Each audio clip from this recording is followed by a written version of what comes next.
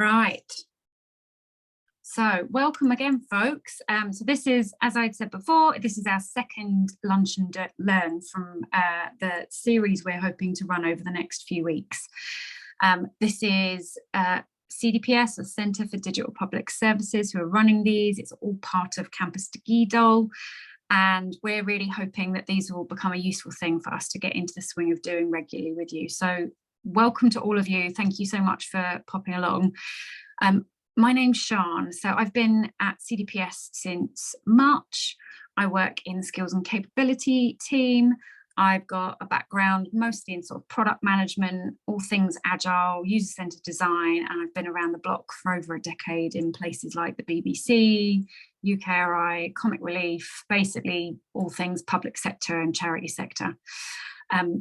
I am here to talk to you about something that's particularly important to me, because given that my background is largely product management stuff, which some of you may or may have heard of, often the role of a product manager is being the person that helps to apply a bit of a filter to what the team does. And we're learning more and more through doing our courses, like, for instance, the Agile and Digital Basics courses, Agile for Leaders, Agile for Teams, that there's lots of interest in working in an agile and perhaps digital way, but we know that there's an awful lot of challenges to doing that in practice, and that perhaps things might have to look slightly different or feel slightly different in order for that to work in practice. And a big part of that is going to be about setting goals and actually having something called a backlog, and having tangible ways of articulating and measuring what good looks like and what value means to users, and therefore what we should be doing in our products and services. So it's all a really different world. It all looks slightly different. So that's why we've come up with these set of lunch and learns, to hopefully be able to walk you through some of the process of working in this way, some of what you might need in practice to create for yourselves or give a try, so that the process of working in an agile way, working in a digital way, is just a bit more manageable and a little less scary. So that's what the topic mostly is today. I'm going to walk you through a number of steps to get there. So the last session, that if you weren't here last week, feel free to go back and listen to it. You might find it useful to just give you a bit of a background on some of what we were talking about, setting a vision. So in order to crack this nut of having a really clear way of prioritizing your backlog, understanding how to set goals and understanding what value is, and then very number one step you should start with and absolutely never skip is mapping everything back to your vision. So a vision, just to recap from what we talked a bit about last week, a vision is a statement about the value your product or service is going to provide back to its users. It's pretty much the foundation upon which everything sits, and it does that sort of aspirational job of articulating where you're headed, what's the direction of travel, why is it, what is it that you're going to do, who you're going to do it for, how does it map back to things like business objectives, how does it map back to what the, say, unique selling point is of your entire sort of team or organization, how does it fit in with your mission? So how does it answer the question of why your very team or organization exists? And it's starting to get into that next level of detail about, okay, what are we giving back to our users? What gap are we going to meet? What need are we going to meet in order to sort of fulfill our commitment to why we exist in the first place? And all of your goals, what you consider to be good and value, and everything in your backlog should be nice and traceable all the way up to the top. So the vision's quite lofty, quite high-reaching, and it should just all flow nicely. And that's kind of what this triangle is all about. At the point that we're starting to talk about is that bottom level of the triangle, where we're starting to get into, that's all lovely. I get what my mission is. I have a vision. I know what values I'm going to work towards. Lovely. Now, what does that look like in terms of setting longer term goals? How might that break down into what we're going to do per year? And if you're going to go even more specific, what perhaps targets or KPIs, OKRs, all these acronyms, what that might look like in a shorter time frame as well. So that's number one. The second step I would highly recommend when you start to create your goals is get together as a team to agree what outcomes are you shooting for. Now, that might look a little different. So in a traditional sort of, whether it's waterfall, whether it's sort of Prince 2E type method, where you would typically start is actually building out what your project plan is, or building out who you might need, what resources, what the timings might look like, what the tasks might be. And this does look a little different. What you're asking yourself as a team, but everybody else around you, that includes all of your external stakeholders, your senior leadership team, whoever it is that is sort of around you and that you need them to buy into what you're doing in order to make a success of it. It looks sort of different, because what you're asking them to do is agree, worry less about what we're going to do and how we might do it, and what exactly are the outcomes we're shooting for. So what does a good result look like? Let's agree on what a good result looks like, and then start to break that down into chunks and allow the team the freedom to figure out how they might do it over time. There's a couple of questions you might ask yourself at the point at which you start to create those goals. So you might find it quite difficult. I mean, for instance, when I've done this with teams, I often find that trying to come up with some really high level statement about what your goal is quite difficult to do. Sometimes easier to do it in reverse and actually jump to what signals tell you heading in the right direction. How might you track progress?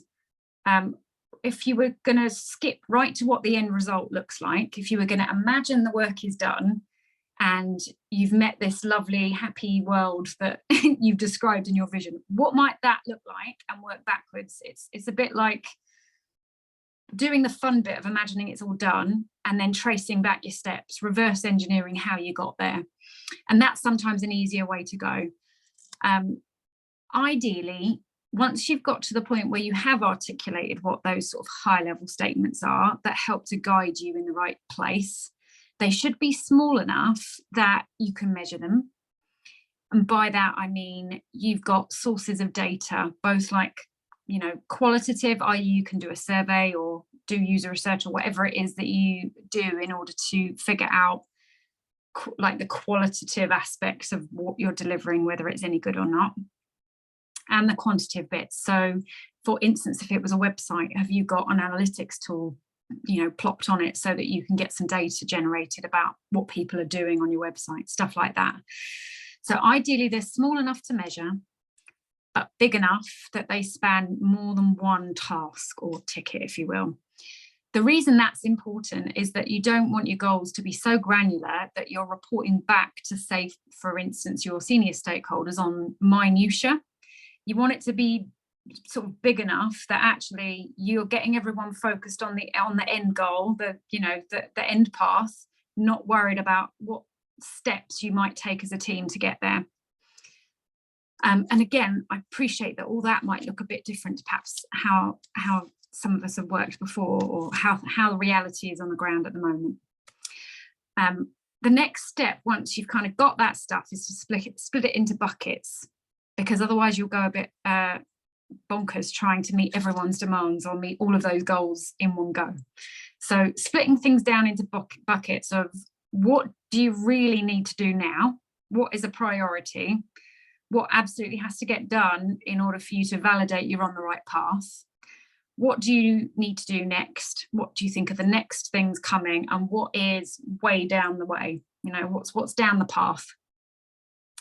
An analogy that I've sometimes seen people use is water, steam and ice, i.e. that the steam is the stuff that's hot off the press. It's the stuff that's going on now that should be nice and clear, it's happening. And the water is the stuff that's coming next. It's sort of thawed out a bit, but it's still fluid. You're figuring it out. The ice is the stuff that's way down later, that is on ice. You've got to figure out whether the rest of it is working before you get to the stuff that's further down that path. Just to, I suppose, a bit of a word about why these things matter. So Without goals, and I'm sure we've all experienced this as well, being in teams that perhaps the end outcome wasn't clear, or where we didn't have a clear thing to sort of reassure ourselves we were on the right track with. If you don't set goals from the start, it can be a struggle to give your team a purpose that actually fits with the vision and that actually motivates people as to why they're here in the first place. So the clearer you are about your vision and goals, the easier it's going to be for you to deliver the right stuff to your users. And if you don't spell out what you're doing and why, it can be really hard for your teams to figure out what your target is. And if there is no target, or if the target actually is very movable and questionable, it's very likely it's going to keep moving. And actually, there's nothing worse than being in a team and feeling like no one's very 100% sure whether what we're doing is worth it, or whether it's actually meeting the outcome that everybody thought it was going to meet. So the reason it's so important to do this work up front, set that foundation, is so that you just save yourselves a lot of headaches further down the line, and you can hash this all out up front and figure the detail out later. But what you're hashing out is the detail of how you're going to get there, not what and why, because you'll have nailed that right from the start. So that's just a bit of a word about why it's so important.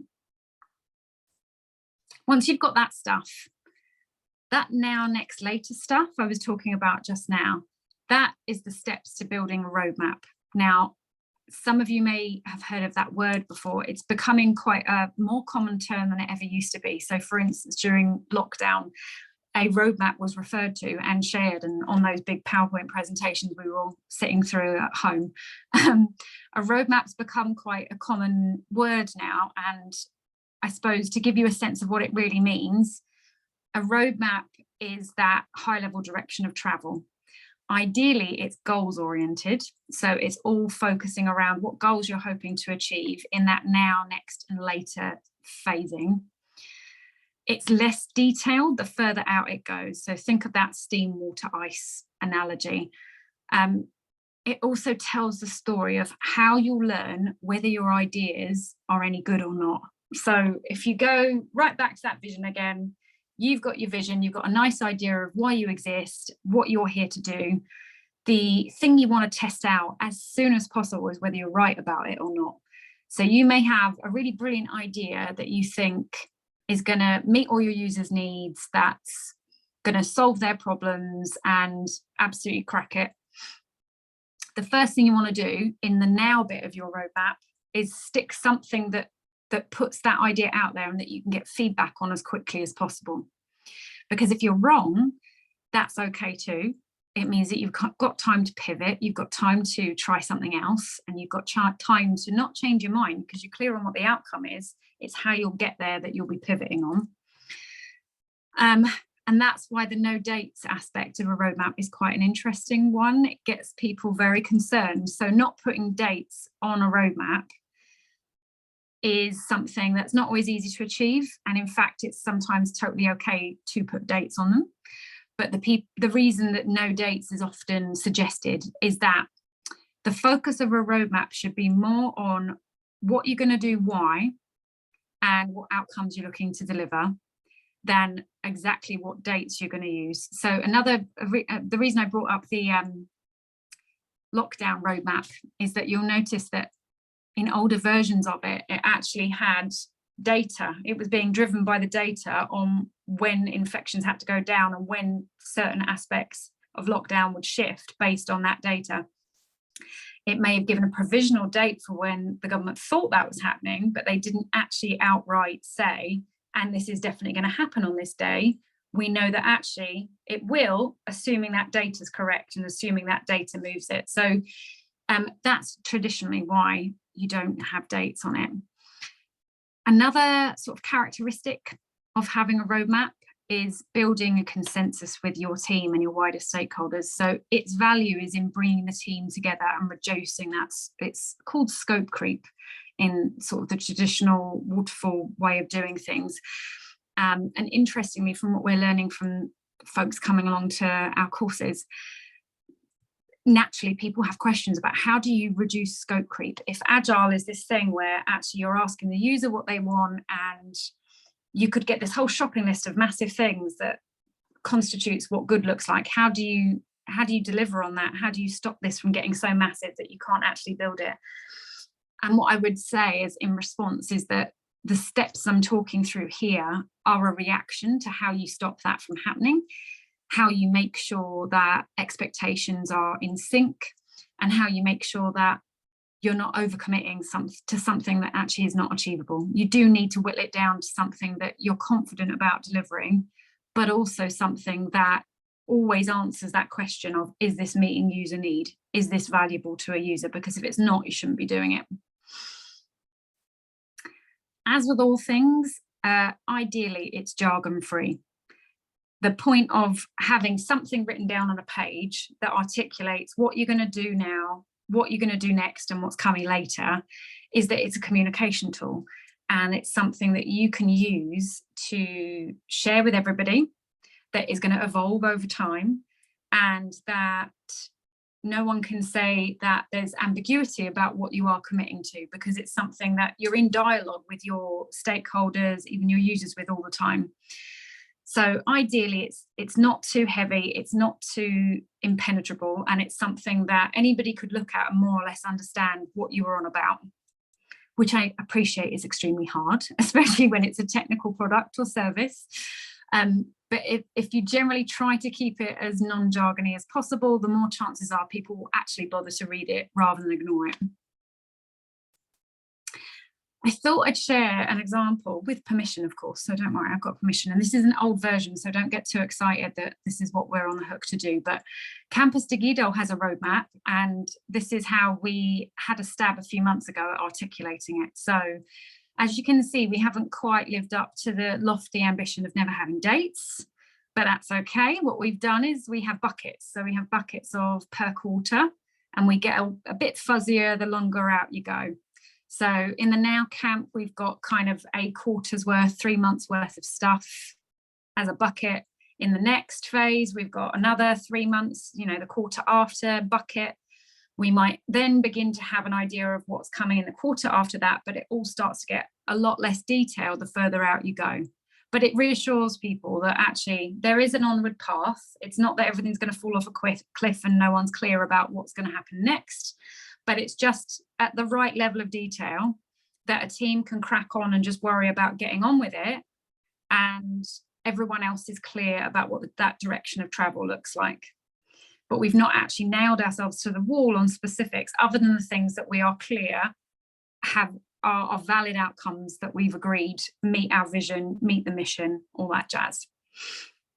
And just before I move on from this example, I thought I'd just share. So you'll notice on the left-hand side, there's a few buckets.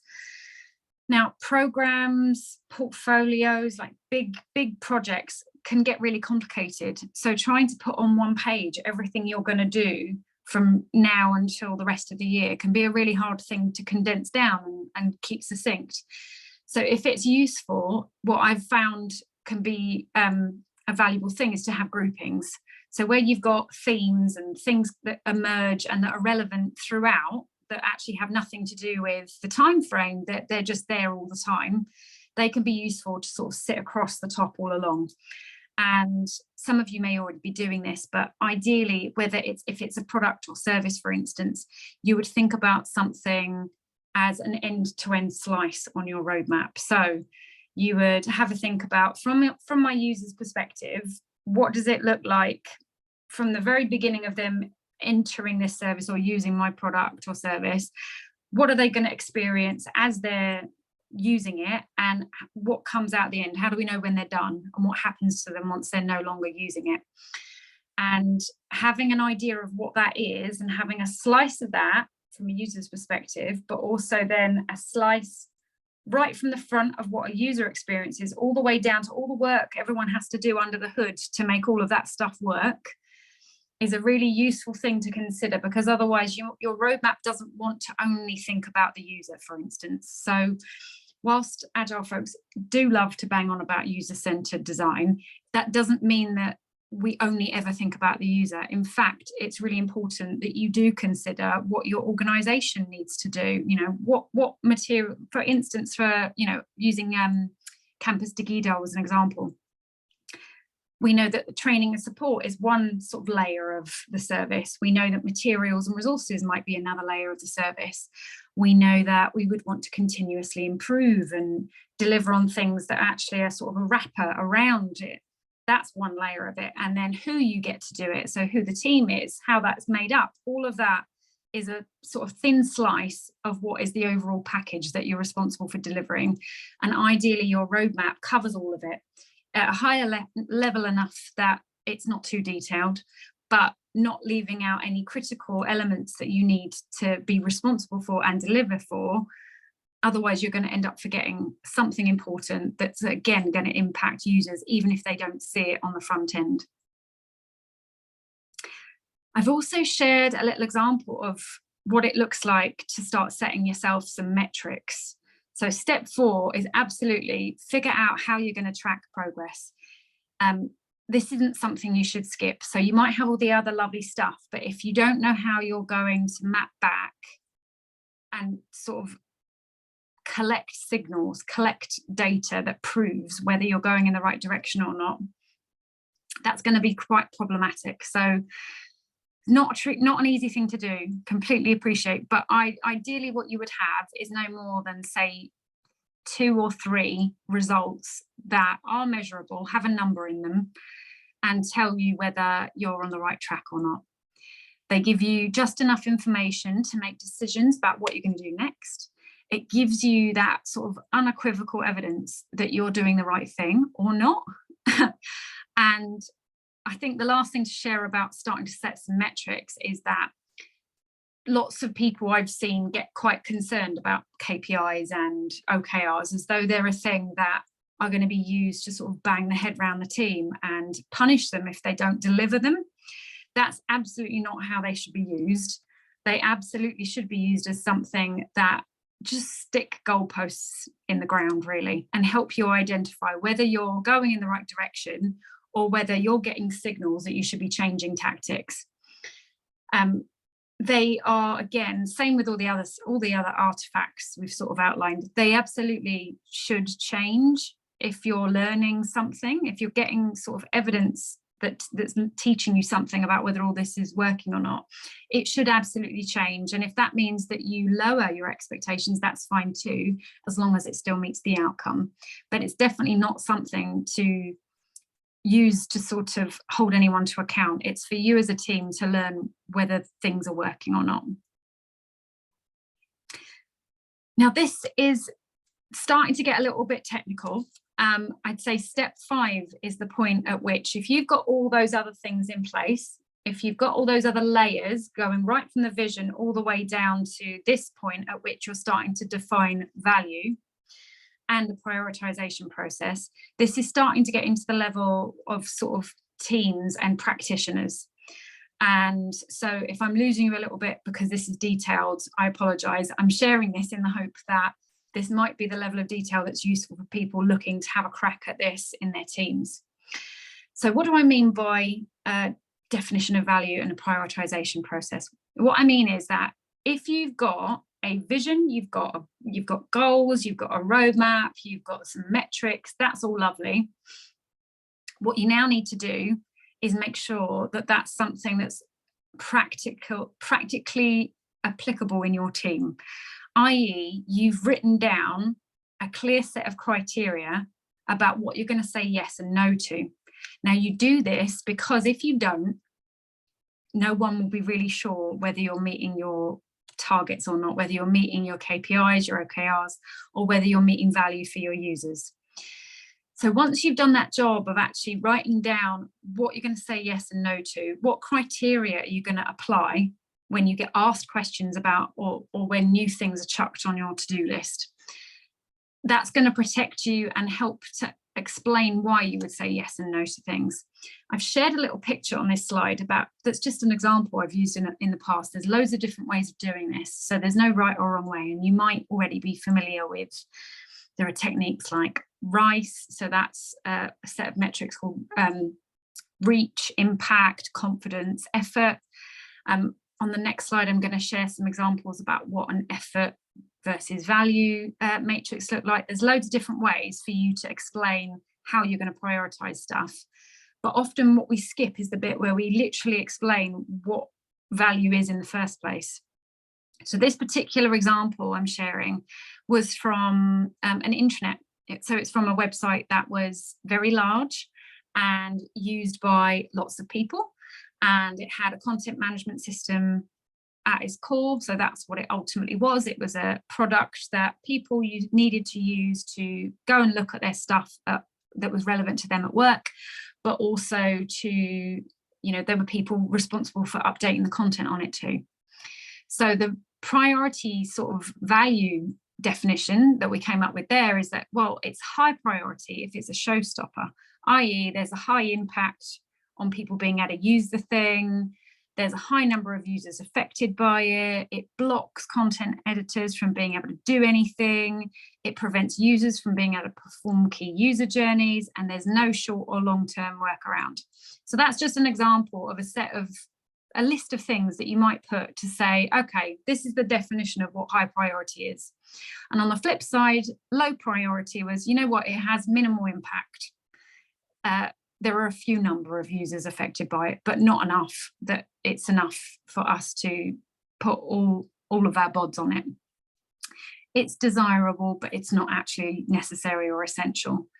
We could do it if we had bandwidth and extra capacity.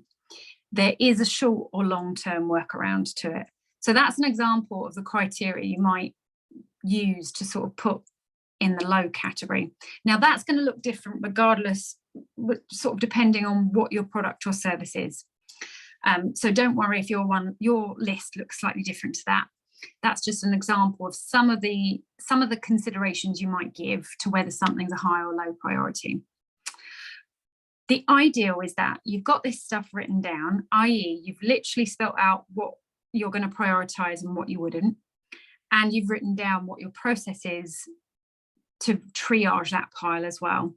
So triage sounds a bit serious, but what that basically means is that you've got a process whereby you take a look at the stuff you're being asked to do, and maybe you make up a specific ceremony or meeting to deal with that stuff with input from the right people. So you, for instance, might have a multidisciplinary team. You might have people in your team whose input you would want to make decisions on that with.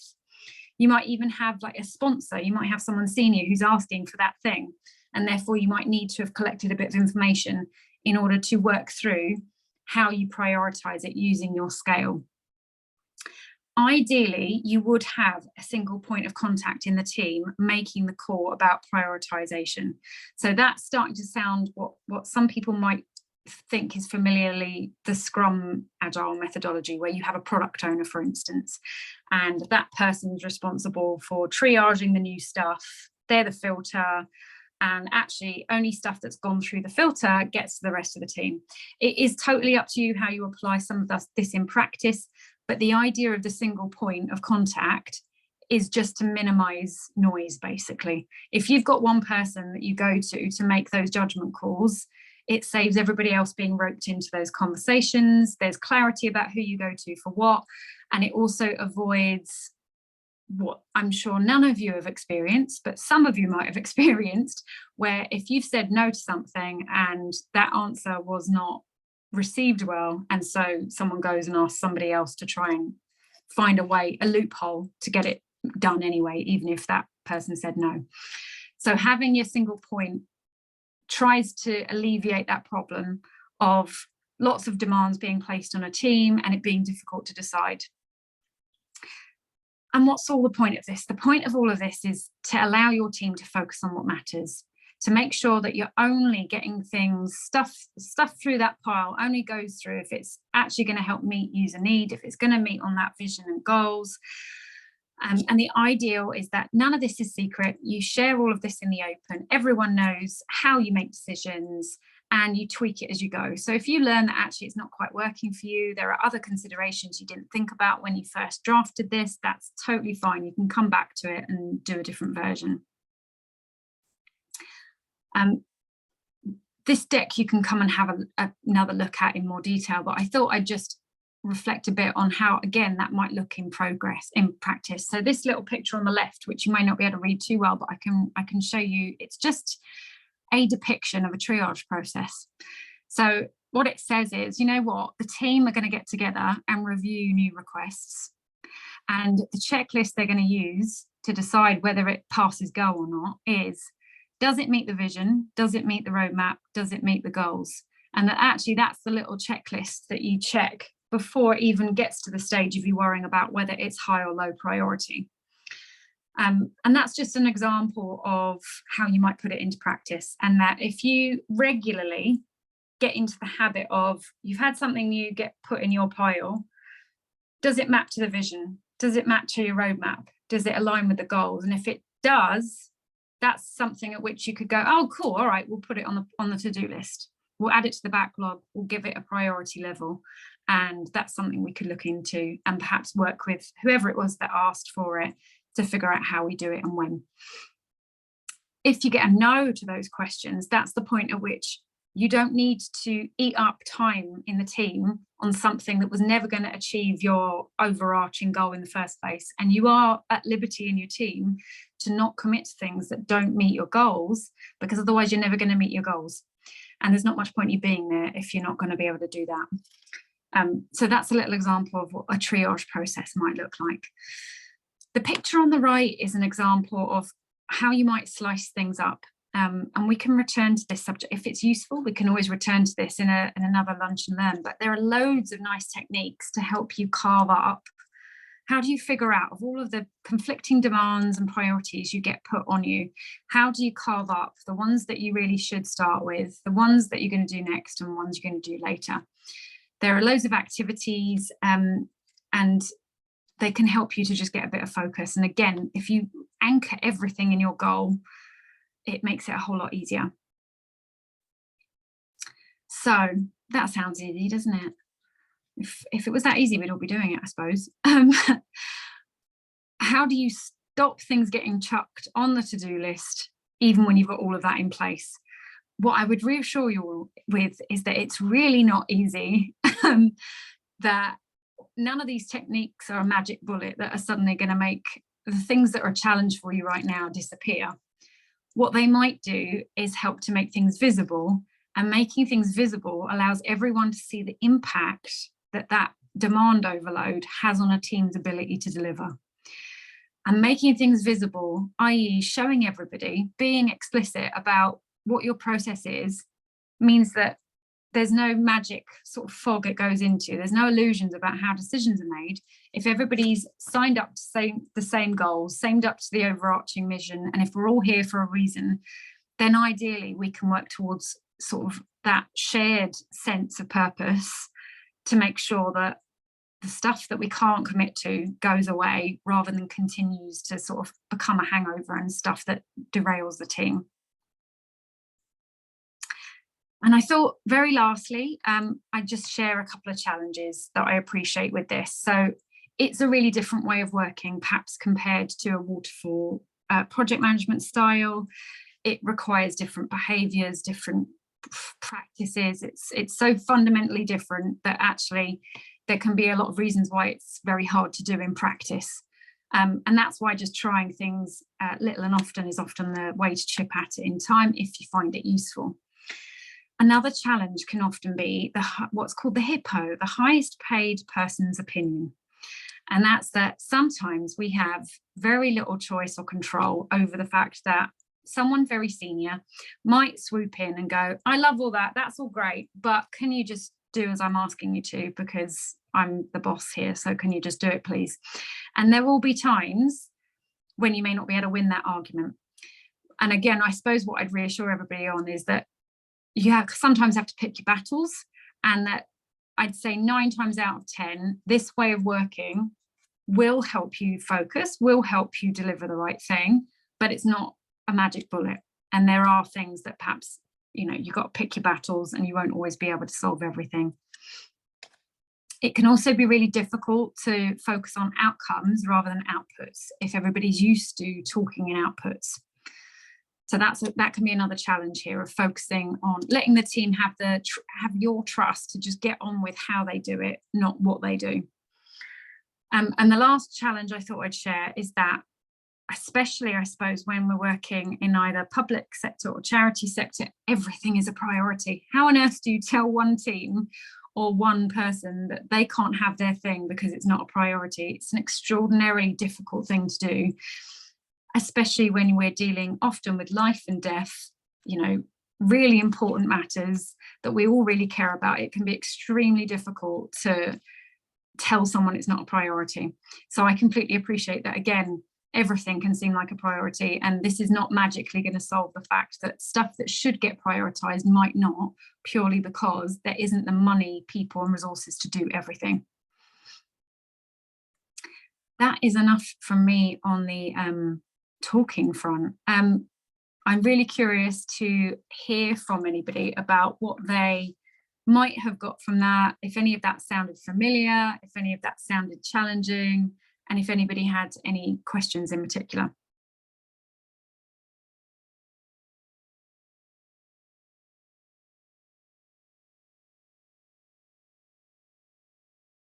So after this being the second one we've done so far, I've learned that everyone can be a little bit quiet on the questions front, so that's absolutely fine. If you want to put your hand up and ask a question, I would really love to hear from you. Tyrone, let me post the Menti link for you. I'm going to stick the Menti up on the screen so everybody can see the right place to go. And in the meantime, if anybody has any questions, I'd really be happy to answer them. I can see some follow-up attendees, which is nice. I think some of you might have been on our courses, is that right?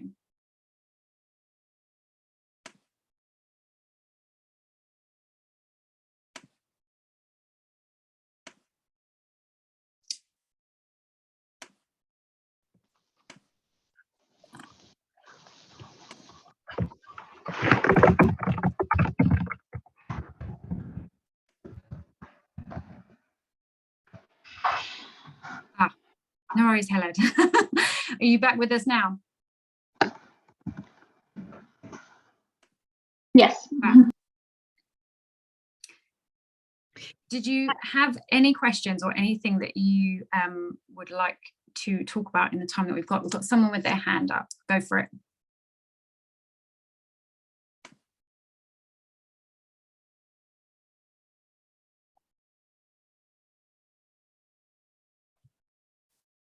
Anthony, I think it's you with your hand up. Or are you connecting to audio? I was going to say. Anthony, hi, can you hear us now? Oh, I don't think we can hear you for some reason though.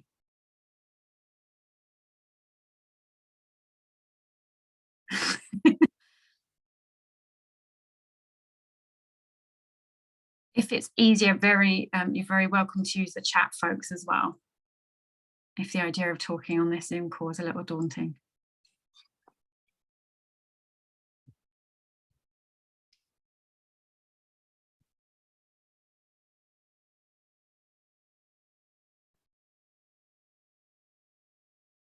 I think it might work now.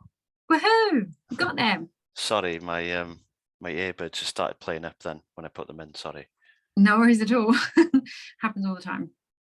I found that really useful, actually, Sian.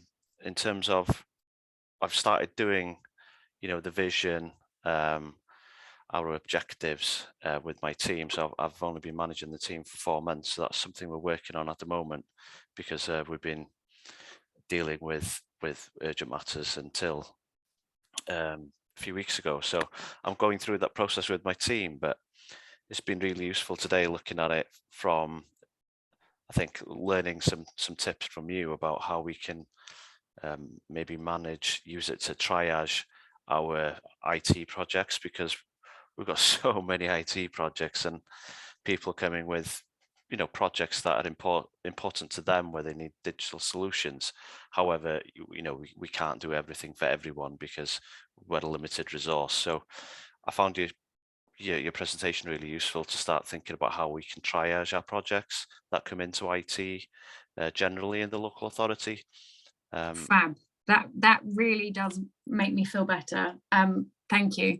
It's also, I think what's really handy about it is that it's all applicable. You don't necessarily even have to be working in an agile way at all. These are all things that you could apply, whether they're sort of internal facing products and services, i.e. IT, like business tool type stuff. I've used all of these things regardless of whether it's an internal or external audience, or regardless of whether you were using agile or waterfall.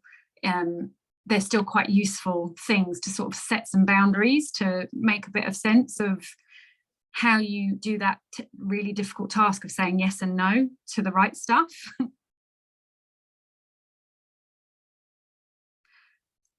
I'm just curious, how have you found it? Have you found it easy enough to use things like, you said it is objectives that you've been setting and vision and stuff like that? Yeah. How have your team found the exercise? We haven't finished yet, so I think I've got two teams within our team. So we've got the GIS team and also the business partnership team. So I'm in different stages with both. It's been really good with the GIS team that we've sort of done the business planning aspect and, set the purpose of the team and what the vision of the team is in terms of other work we want to achieve, like improvements. So it's been really good to get that clarity about, how we can improve and what's important to the sort of core day-to-day work of the team. Nice. If you have a crack at that triage process, then you'll have to let us know how it goes, because I'd love to hear how it goes and if it's useful to you. Okay, yeah, thanks. It'd be useful to have the slides after the session as well, if that's possible, so I can share with my colleagues. Yep, I think that's all going out in the right place. I mean, yeah, that's fine. What I'll do is we'll add it to this chat so that you've got it there, but it should all get published along with the YouTube link as well. So hopefully it'll be shareable. I saw Rebecca, did your hand go up? Thanks. Yeah, I just wanted a feedback, if I can put my video on. Yeah, I just wanted feedback. We have recently sort of split our team into delivery and product. And for our product side, we had so many tasks and digital solutions that come in. We were working on a lot of things, but we weren't finishing a lot. So we all did agile fundamentals training, and we introduced a sprint plan. So we're operating a 2-weekly sprint program, and we're finding that's working really well. So I think we've got a bucket with service area where things are sort of halted.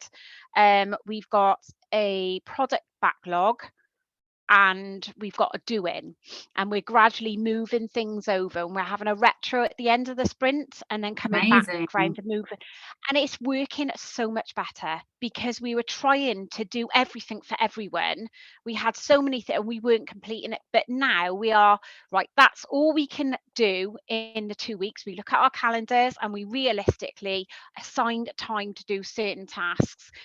Sometimes they're carried forward due to circumstances out of our control, but again, we call it core planned work. It's helping us to manage things a lot better, reduce stresses of team members. But the delivery side, so I've moved over to the delivery side, we're having to look at how we can manage that. We've got so many projects come in, we've got a member of staff who's left, and it's usually replacement systems. They're lastminute.com emergencies, if I'm honest.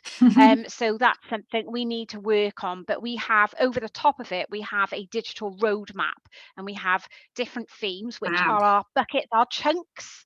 So delivery and product will come into this. So some of the stuff that you've been talking about today, definitely, I can relate to massively. Our delivery stuff, we're not quite there because everyone is an emergency. We don't have someone to say, well, actually, you can't do that at the moment, you've got too many projects, but we keep absorbing them. But the core plan stuff for product is working really well. That is so awesome to hear. I love good stories. I love this. Brilliant. That Yeah, sounds we're great. not quite there, but we are definitely, you know, working on. So anything like this is really helpful to us. Amazing. You're making me realise, actually, I didn't necessarily talk about it in that slide deck, but there's a bit of an interesting challenge. Once you get up to speed and once everybody's kind of got their heads around setting that criteria. So once you've got your list of like what you say yes to, what you say no to, there can be an interesting challenge around if you are always having to go up against the shiny stuff versus the just need to keep the wheels on stuff. The just need to keep the wheels on stuff is very unlikely to trump the shiny stuff because everyone always wants the extra shiny stuff. And often a team can be pressured to keep doing the shiny stuff because otherwise people might not see their value at all. And that if all you're doing is keeping the wheels on, that's not enough for people to be motivated, excited, and think that this is all worthwhile. So a trick, if people haven't already come across this already, is to allocate a percentage back for keeping the lights on. So whether you call it, you know, whether it's a technical project or whether it's something that's legacy, whether it's brand new, doesn't matter. But some people, for instance, keep a reserve and allocation of capacity back for things like technical debt or just any activity that is keeping the lights on, keeping the quality high. So if, for instance, again, if it's a techie thing and you've got, say you've got automated tests or something running to keep the lights on and keep the quality high, if there are things that your team are saying, look, we would really love to have the time to do this stuff to make the end product or service a higher quality or all the standards that we've set ourselves, but you keep chucking shiny things in the pile and prioritizing those instead, then a nice thing to do is reserve a bit back so that you don't need to have that argument anymore. And actually, the show is always on the road, the wheels always stay on because you've always allocated time for it, but everyone's still got a bit of capacity saved for the shiny stuff too. Tyrone, have you had your hand up for a bit? Do you want to shoot? Yeah, thank you so much. This was really, really helpful. And actually, that last point is really interesting. At the moment, so I'm working with the FCDO and I'm on the service side, and the service side, like our responsibility is taking on the product once the program has ended. The program has been used. Sounds very familiar. Yeah, so the program has been used to working in a kind of hybrid way, but more project-based. Fine. And I think, so in terms of like ownership of the backlog and product managers seeing everything / only seeing certain aspects of the backlog, I'm currently going through like that sort of fight at the moment, and that sort of like, you know, having to relay the value of product and make sure product is that funnel for everything. So yeah, I'll be kind of like really interested to hear your thoughts on, like, you know, maybe having gone through similar challenges previously, like how have you managed to maybe kind of convince operations or the program team to, you know, to start handing everything over. I suppose it's tricky as well because it almost feels like the transition isn't going as smoothly, and like the program's just going to end, and there's this assumption that the service team will just pick it up, which isn't a way that I am certainly used to working, or other product managers as well. But yeah, I think this has been really helpful, and what I'm trying to do is kind of communicate in an easy way so others understand like just what product management is and what we do, and triage and kind of who's involved in everything, and all of that. Yeah, because you've currently got two ways of working, and we're trying to push for a more agile way of working against a program who's more project based. So I'm definitely going to answer that because that's a really good point, and thank you for raising it. Before people need to dash off, I'm just going to flag that the slide I've got up on my screen, if you wouldn't mind, before you dash off, when you do dash off, going to that Menti link and answering those 3 questions again for us, that would be fab. That code, I think, is it's different to the first one. So if you use the one that's on the screen share, that's the right one. Thank you, folks. I can see one person's already answered it. Right, back to that question. That's a really good question. So number 1, that sounds like you're having to do the job of selling product management as a whole thing, which is not an easy thing to do. It also sounds like something has been started in a bit of a programmy waterfall way that is actually a product or service that needs continuous improvement and development and support. Does that sound about right? Absolutely correct.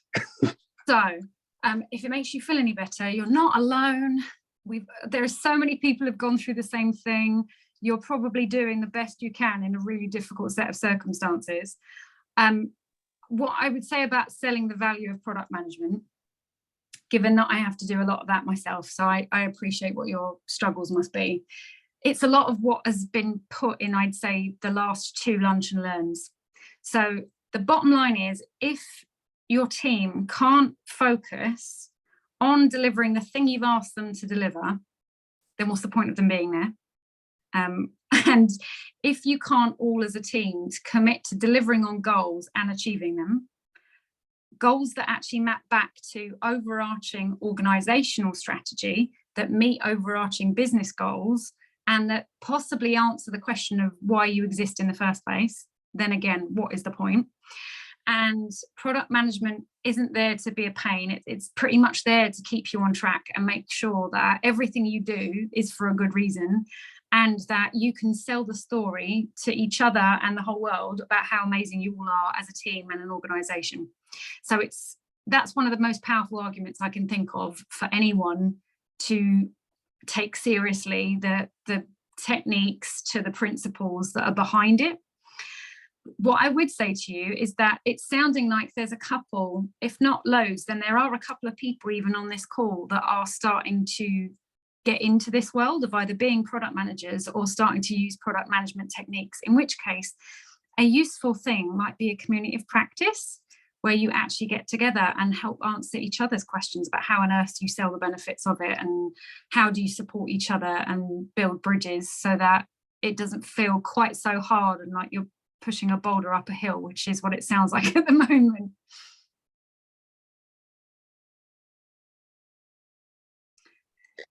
Yeah, that was really, really helpful, and I agree as well. So yeah, I just started the FCDO recently from the Government Digital Service, and the first thing I did was set up a community. There's only like 15 of us product managers, but now I'm changing it to product community because it's a little bit like, I think if you're a product owner, you might feel a bit excluded if something's just product managers. So yeah, but I find that they've really helped me previously. So fab. It sounds like you are on the right path, and hopefully stuff like today and the people that are on it can start to form a bigger gang of people to all help you cheer each other on.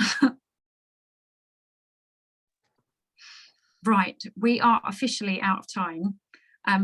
Thank you so much. I hope that was helpful. If you wouldn't mind popping on to menti.com, giving that code a crack, the 2114358081, the one that's on the screen. The first one was a different set, so it won't work. So it's that code that you've got on the screen. It would be really lovely to hear how you feel about those 3 things. You are very welcome to dash off if you need to now. Otherwise, if other people have other questions or wanted to keep chatting, I can stay on for another 5-10 minutes if that's useful.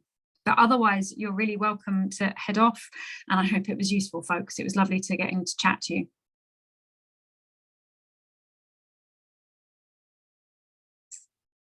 You're welcome, folks.